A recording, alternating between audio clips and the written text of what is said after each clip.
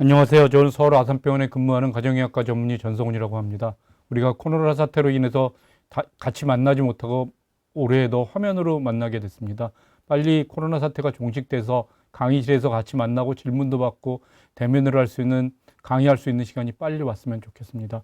오늘 제가 드리려고 하는 말씀은 당뇨병의 합병증입니다. 당뇨병은 합병증을 예방하기 위해서 철저하게 치료해야 된다고 말씀드릴 정도로 당뇨병의 합병증은 굉장히 중요하다고 말씀드릴 수 있습니다. 당뇨병의 합병증은 두 가지로 나눌 수 있는데 급성합병증, 만성합병증으로 나눌 수 있습니다. 급성합병증으로는 당뇨를 치료하면서 혈당이 너무 높다거나 혈당이 너무 떨어졌을 때 생길 수 있는 그런 것들이고요. 이건 내게 응급실로 빨리 오셔서 치료해야 되는 그런 일이 생기기도 합니다. 만성합병증은 당뇨를 치료하면서 생길 수 있는 그 합병증인데 두 가지로 역시 분류할 수 있는데 대혈관 합병증이라고 하는 거는 큰 혈관이 막히는 일이 생기는 겁니다. 머리로 가는 큰 혈관이 막히면 뇌졸중, 심장으로 가는 큰 혈관이 막히거나 좁아지면 협심증, 그 다음에 손, 다리에 있는 큰 혈관들이 막히면 말초, 동맥, 폐색이 일어날 수 있습니다. 소혈관 합병증이라고 하는 것은 작은 혈관들이 막힐 수 있어서 문제가 될 수 있는 건데 첫 번째로 당뇨병성 신증, 당뇨병성 망막증, 당뇨병성 신경병증이라고 말씀드릴 수 있습니다. 그래서 하나씩 한번 말씀드려 보도록 하겠습니다. 먼저 고혈당 현수에서 말씀드리면 이분이 지금 인슐린 35단위를 맞는 67세 남자 환자인데 갑자기 복통을 호소하면서 의식이 몽롱해서 응급실에 내원했습니다.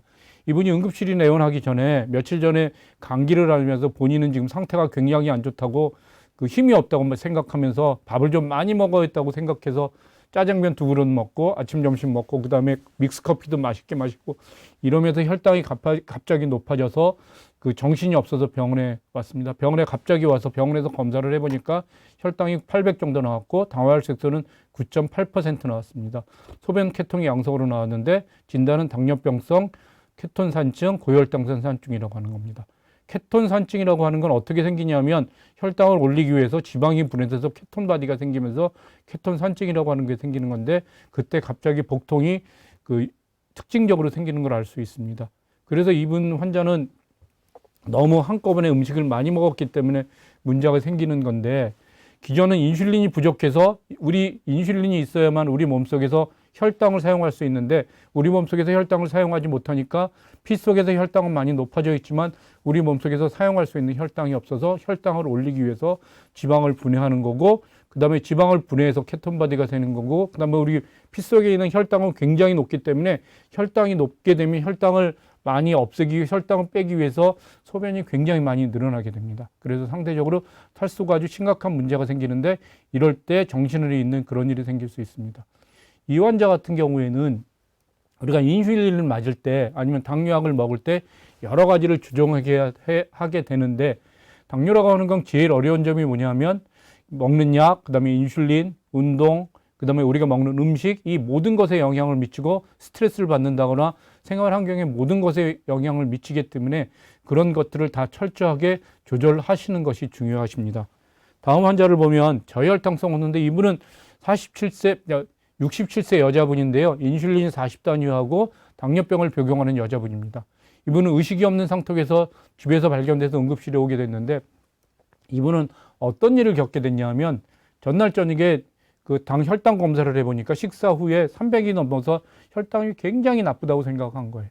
혈당이 굉장히 나쁘니까 이분은 굉장히 혈당을 조절을 잘 하시는 분인데 혈당을 잘 조절하기 위해서 내일 아침에는 운동을 열심히 해야지 생각하고 아침 안 먹고 새벽에 일어나자마자 굉장히 열심히 운동을 했어요. 평소에는 한 10분 정도, 15분 정도 길게 하면 30분 정도 운동했던 운동장을 걷던 분인데 이날은 전날 당뇨 조절이 안 된 게 생각나서 공복 상태에서 운동을 1시간 이상 했습니다. 그래서 이분도 응급실에 와서 검사를 해보니까 혈당이 42로 굉장히 낮았고 그 다음에 당화혈색소가 7.2%라고 하는 건 이분은 혈당이 조절되지 않았다고 생각하지만 당화혈색소가 7.2%라는 건 당뇨 조절이 크게 나쁘지 않았다는 거고요. 그 다음에 요케톤 음성이라고 하는 거는 아까 앞에서 봤던 것처럼 혈당을 우리 몸속에서 사용하지 못해서 지방이 분해되든 이런 일이 생기지 않은 겁니다. 그래서 당화혈색소의 의미가 혈당하고 당화혈색소의 의미가 뭐가 다르냐면 혈당은 그 시점에 있어서 혈당 수치를 나타내는 거거든요. 혈당 검사라고 하는 건. 동화혈색소라고 하는 건 우리가 지난 3개월 동안 당뇨를 어떻게 조절했는지 나타나는 수치이기 때문에 당화혈색소가 정상 범위에 있다면 혈당이 그 당시에 조금 높거나 조금 낮더라도 크게 문제될 게 없다는 걸 알아주시면 좋겠고요. 우리가 혈당을 조절하는 목표가 혈당을 정상화시키는 거지만 장기적으로는 당화혈색소를 정상 범위로 유지해서 합병증이 생기지 않도록 하는 게 중요하고요. 이분은 저혈당이고 그다음에 저혈당이 생긴 경우에는 포도당을 빨리 주사해서 혈당을 올리게 되면 잃었던 정신을 다시 돌아오게 할 수 있습니다. 다음에는 이제 만성합병증 중에서 대혈관 합병증에 대해서 하나씩 말씀드려 보도록 하겠습니다. 대혈관 합병증이라고 하는 건 혈관이 막혀서 동맥경화가 문제인데 동맥경화가 뇌졸중, 협심증, 말청동맥이 생기면서 그 폐색을 일으킬 수 있고 아주 좁아지는 경우가 생길 수 있습니다. 위험 요인은 당뇨뿐만이 아니라 고혈압, 고지혈증, 흡연, 나이 이런 여러 가지가 그 위험 요인으로 작용하기 때문에 당뇨 조절뿐만 아니라 고혈압도 조절해야 되고 고지혈증은 잘 관리해야 되고 담배도 끊어야 되는 이런 일이 잘 관리하셔야만 합니다. 당뇨병 환자는 과거에 그 뇌졸중, 협심증에 있는 사람들이 좀 더 많이 그런 일이 생기거든요. 그래서 당뇨 환자들 같은 경우에는 과거에 질병이 있는 분과 동일하게 위험한, 좀 더 위험한 군으로 분류해서 철저하게 관리하는 걸 권해드리고 있습니다. 그래서 철저하게 당뇨 관리, 고혈압 관리, 고지혈증 관리가 중요하겠고 담배 끊는 게 굉장히 중요합니다. 담배라고 하는 거는 혈관을 수축시켜서 혈관을 막게 되는 그런 일이 생기기 때문에 동맥경화 예방을 위해서는 담배를 끊는 게 굉장히 중요합니다. 먼저 심장으로 가는 그 관상동맥이 좁아졌을 때 생기는 거는 협심증, 심근경색이라고 하는 겁니다. 관상동맥이 좁아졌을 때는 협심증, 완전히 막힌다면 심근경색이라고 말씀드릴 수 있는데요. 증상이 그 가슴이 심하게 아프거나 호흡곤란이 생길 수 있는데 심근경색이 된다면 30분 동안 굉장히 가슴에 통증이 심하고 식은땀이 뻘뻘 나는 이런 일이 생기는 게 전형적인 증상인데 당뇨 환자에 있어서 제일 어려운 적이 뭐냐면 이런 전형적인 가슴의 통증이나 이런 증상이 없는 경우가 많이 있습니다. 그냥 소화가 안 된다거나 가슴이 약간 불편하다고 했는데 나중에 심각한 그 심근경색이나 협심증으로 진단되는 경우를 볼 수 있습니다. 그래서 진단은 심전도, 혈액검사, 운동부하검사 같은 걸 해야 되고 심장 CT, 혈관 조영술을 해서 그다음에 약물 치료, 만약에 필요하면 스텐트 치료, 풍선 확장술 같은 걸 해야 되니까 당뇨 환자 같은 경우에는 당뇨를 철저하게 조절하는 게 제일 중요하다고 말씀드릴 수 있겠습니다. 그다음에 뇌졸중이 생길 수도 있는데 동맥경화에 의해서 혈증이 발생했을 때 그 뇌경색이 생기는 게 제일 많습니다. 증상은 뇌졸중의 증상이 사지마비, 언어장애, 두 개 보이는 거, 어지러움증 등 여러 가지가 생길 수 있습니다. MRI, CT로 진단하는 거고 되게 필요하면 약물 치료를 할 수 있는 거고 필요한 경우에는 여기도 혈관이 좁아져거나 막혀 있는 경우이기 때문에 스텐트나 풍선 확장술을 시행할 수 있습니다. 그 다음에 말초 혈관 폐색이라고 하는 거는 그 조그만 혈관이 팔다 특히 다리에 있는 혈액 공급이 막히는 경우가 많이 있는데 그렇게 되면 그 다리로 가는 그 동맥이 막히기 때문에 혈액 공급이 안 되면서 운동이나 근육이 저리는 당기는 증상이 생기고 이걸 파행이라고 합니다. 그래서 그 평소에는 괜찮다가 걷거나 운동할 때 여러 가지 문제가 생기는 걸 통증 같은 게 생길 수 있는 그런 증상이 생길 수 있고요. 진단은 제일 쉽게 할 수 있는 거는 지금 다리나 손을 봤을 때 위에 있는 혈관이 막혔을 때 발바닥이나 아니면 맥박을 지어봤을 때 맥박이 촉지되지 않으면 진단할 수 있고요. 실제로는 검사를 하게 되면 혈관을 직접 보는 초음파나 아니면 혈관 조영술을 통해서 진단해서 치료를 하게 됩니다. 치료는 약물 치료를 할 수도 있고 스텐트 치료할 수 있고 아니면 직접 그 혈관이 좁아져 있는 데로 수술하는 경우도 있습니다.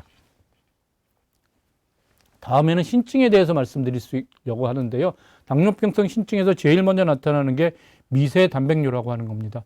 미세 단백뇨는 그 단백뇨 양이 굉장히 적기 때문에 잘 나타나지 않고 미세 단백뇨 검사를 해야 단백뇨로 진단받을 수 있는 건데 이거는 신증으로 진행될 가능성을 예측할 수 있고요. 다른 합병증 동반이 많고 혈압이 높게 됩니다. 그다음에 협심증의 위험성이 굉장히 높게 나타나게 됩니다.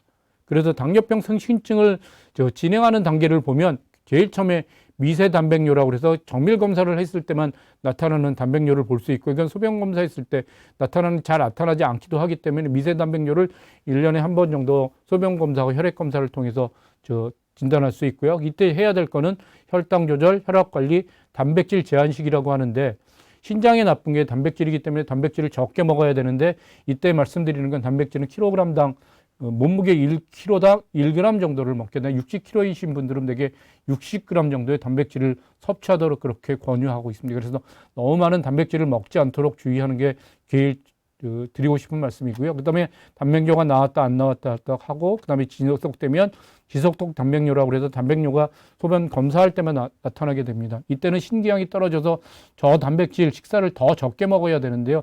이때는 킬로그램당 0.8g 정도의 단백질을 식사하도록 그렇게 말씀드릴 수 있습니다. 그래서 이런 단계가 진행돼서 잘 치료가 안 되면 결국에는 투석이나 신장 이식을 하게 되는 그런 나쁜 단계로 넘어갈 수 있는데요.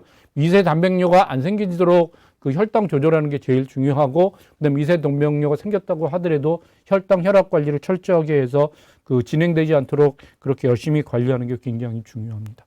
그래서 당뇨병의 신증은 어떤 사람들한테 많이 생기냐 하면 당뇨병 유병 기간이 굉장히 오래된 사람들한테 많이 생기고요. 그다음에 혈당 관리가 잘 안 되는 사람, 아까 말씀드렸던 미세 단백뇨가 나타나는 사람들한테 단백뇨가 없는 사람들한테보다 좀 더 많이 생깁니다. 그다음에 담배 피는 사람, 그다음에 당뇨병성 신증에 당뇨병 가족력이라든지 당뇨병성 신증에 그 가족력이 있는 사람들한테 좀 더 많이 생깁니다. 그다음에 고혈압과 고지혈증을 가지고 있다면 당뇨병성 신증이 좀 더 빨리 진행될 수 있습니다. 그러면 당뇨병성 신증의 치료는 뭐냐? 제일 처음에 엄격한 혈압하고 혈당 관리입니다. 우리가 그 신장 자체만 놓고 본다면 제일 나쁜 게 혈압이 높은 거하고 단백질이기 때문에 엄격한 혈압 관리, 혈당 관리가 제일 중요하고요. 그 다음에 인슐린을 맞고 계신 분들이라면 신기능 장애가 왔을 때 인슐린의 양이 좀 줄어듭니다. 그건 인슐린이 소변을 통해서, 신장을 통해서 배출되는데 신장의 기능이 떨어지면서 인슐린의 양이 몸속에 체내에 쌓이면서 필요한 인슐린 양이 좀 줄어들고요. 그 다음에 강한 운동은 피해야 됩니다. 강한 운동은 단백뇨를 유발할 수도 있어서 그렇고요. 중등도의 운동은 당뇨 조절을 위해서도 철저하게 계속 하셔야 합니다.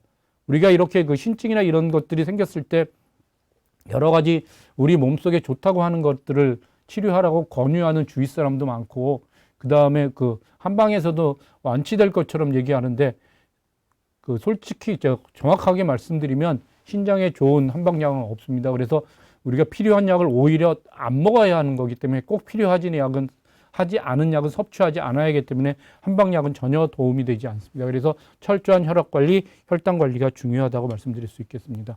그 다음에 당뇨병성 망막증이라고 하는 건 망막에 문제가 생겨서 여러 가지 문제가 생길 수 있는 건데요. 당뇨병성 망막증은 후천적으로 시력 장애가 생기는 가장 많은 원인입니다. 그래서 당뇨병 망막증은 되게 없는 경우에는 1년에 1회 정도 검사하는 게 중요하고요. 이형강류의 경우에는 당뇨병이 진단되면서 동시에 당뇨병이 발견되기도 합니다. 우리가 건강검진에서 그 무산동으로 하는 안조 촬영을 하기도 합니다. 근데 그 건강한 사람들한테는 문제가 없겠지만 당뇨가 있는 분들한테는 이것만 가지고는 좀 부족한 면이 있습니다. 그래서 저 뒤에가 잘 안 보이는, 정밀하게 안 보이는 면이 있기 때문에 건강검진할 때 하는 안조 촬영보다는 안과에서 하는 안과 그 직접 망막을 들여다볼 수 있는 검사를 하시도록 그렇게 해주시면 좋겠고요. 그 다음에 백내장의 비율이 좀 높게 나타나는 것 같고, 악화 요인은 고혈압이나 고지혈증이 있을 때 좀 더 악화될 수 있습니다.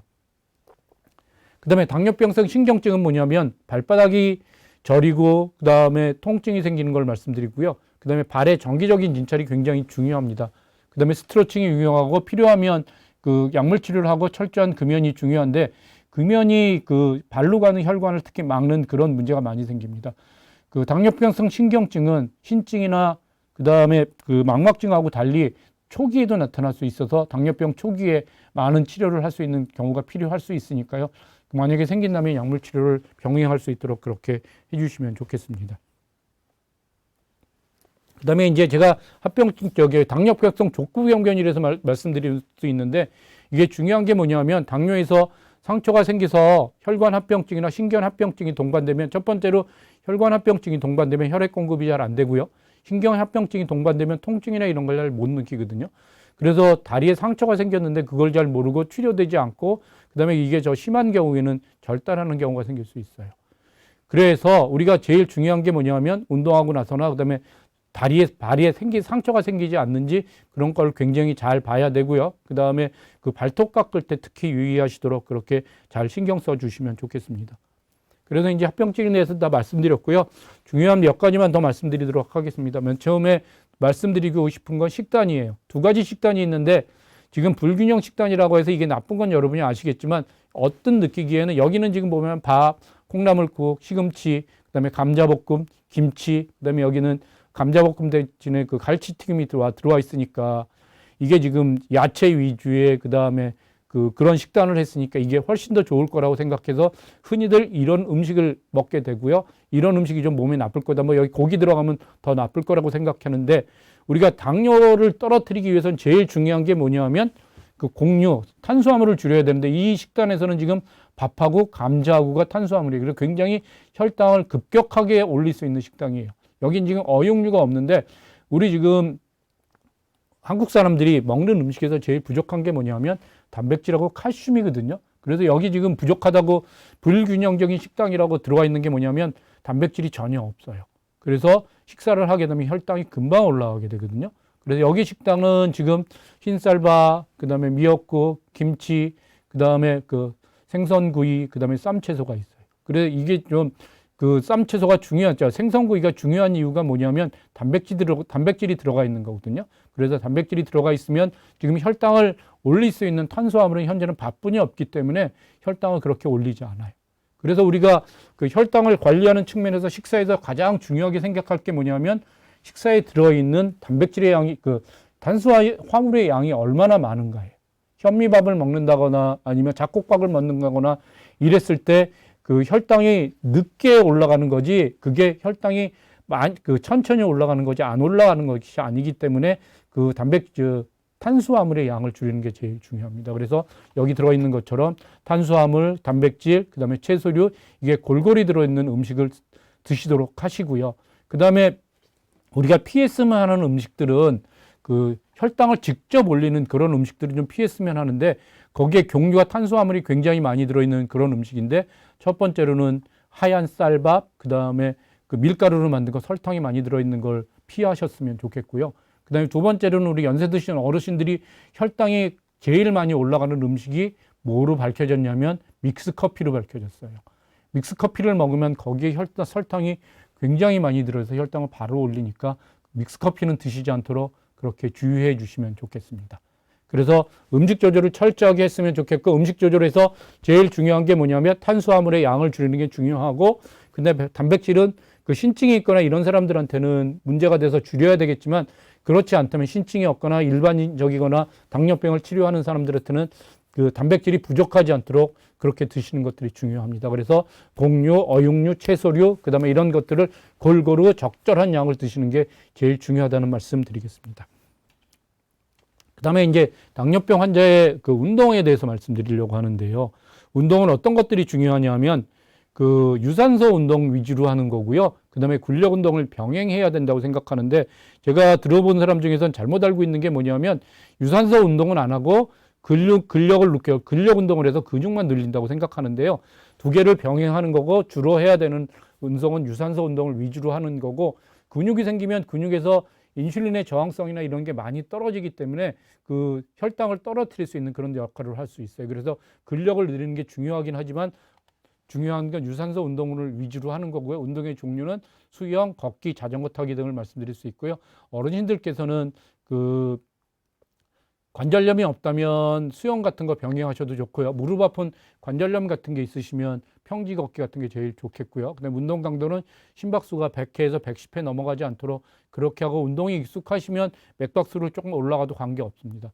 한 번에 운동 30분 정도, 그다음에 일주일에 5번 정도를 운동했으면 좋겠고요. 근력 운동을 반드시 병행하시도록 그렇게 신경 써주시면 좋겠습니다. 그 다음에 당뇨병 환자 운동 시 주의사항이 뭐냐면 아까 저혈당 환자가 생겼는데 환자께서 그 혈당 조절 안 된다고 인슐린이나 이런 약을 먹음에도 불구하고 공복 시에 운동해서 혈당이 많이 떨어져서 저혈당이 생겼어요. 그래서 첫 번째는 인슐린 맞는 분, 그 다음에 약물 치료 중에서 혈당 강화제를 사용하는 분인데 아마릴이라고 하는 그런 약이 되게 지금 제일 많이 사용되는데 그런 혈당을 떨어뜨리는 약물을 사용하는 경우에는 저혈당이 잘 올 수 있으세요. 그래서 자기가 먹는 약이 당뇨 약이 저혈당이 얼마나 잘 오는지를 잘 알아주시면 좋겠고 그런 분들은 특히 공복시에 운동 피하면 좋겠고요. 그 다음에 만약에 저혈당이 생기면 운동하다 저혈당이 생기면 그냥 설탕 먹으면 되니까 운동할 때 운동 나가실 때 그 사탕 같은 거 하나 꼭 주머니에 넣고 있다가 조금 어지럽다고 하면 그냥 사탕을 드시도록 하세요. 근데 운동할 때 어지럽다고 해도 혈당이 올라갈까 봐 사탕을 안 드시는 분들도 계시는데요. 저혈당하고 고혈당하고 비교해 보면 저혈당이 훨씬 더 위험한 겁니다. 저혈당을 한번 경험하면 다시 저혈당을 겪지 않게 해서 당뇨 조절이 굉장히 소홀히 하는 경우가 많이 볼 수 있으니까요. 운동하면서 조금 어지럽거나 이상하다고 느끼시면 반드시 설탕을 드시면서 저혈당이 생기지 않도록 그렇게 하시면 좋겠고요. 그 다음에 그 탈수가 생길 수 있으세요. 운동하면서 땀이 많이 나니까 탈수가 생기는데, 만약에 탈수가 생기면 신장에도 안 뽑고 그런 것들이 혈당 상승, 심장 기능 저하로 이어질 수 있기 때문에 먼저 물을 먹고 시정하시고요. 운동 후에 수분 보충하는 게 중요하겠고, 그 다음에 운동을 아주 길게 한다거나 이렇게 되면 10분, 15분, 10분, 15분마다 한번 정기적으로 물을 먹고 그렇게 운동하도록 그렇게 하시는 게 좋겠습니다.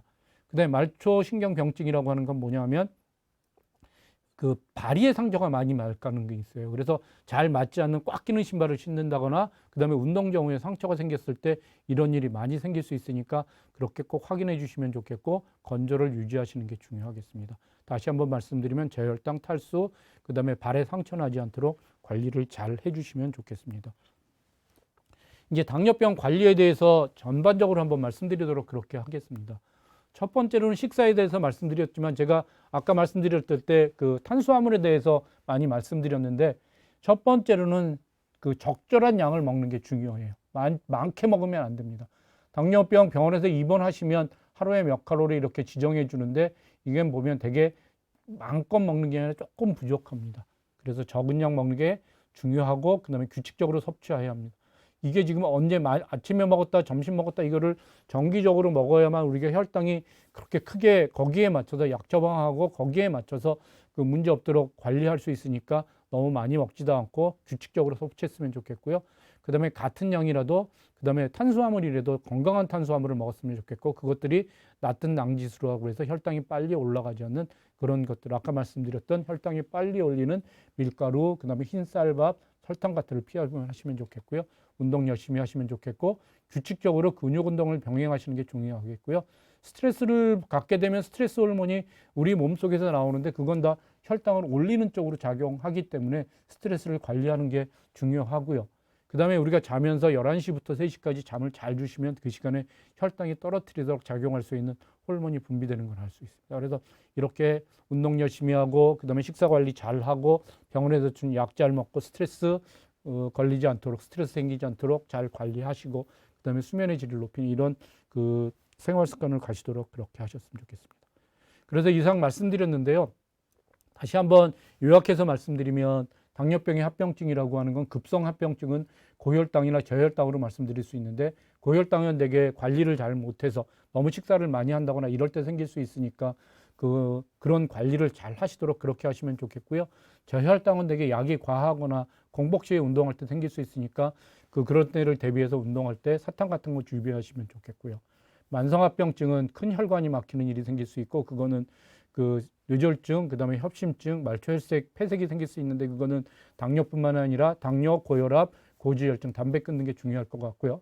그 다음에 작은 혈관이 막히는 그 신증, 망막증, 그 다음에 말초 신경병증 같은 건 혈당 자체를 철저하게 조절하는 게 굉장히 중요합니다. 그래서 이런 합병증이 생기지 않도록 당뇨병 관리를 잘 하시도록 그렇게 해주시면 좋겠습니다.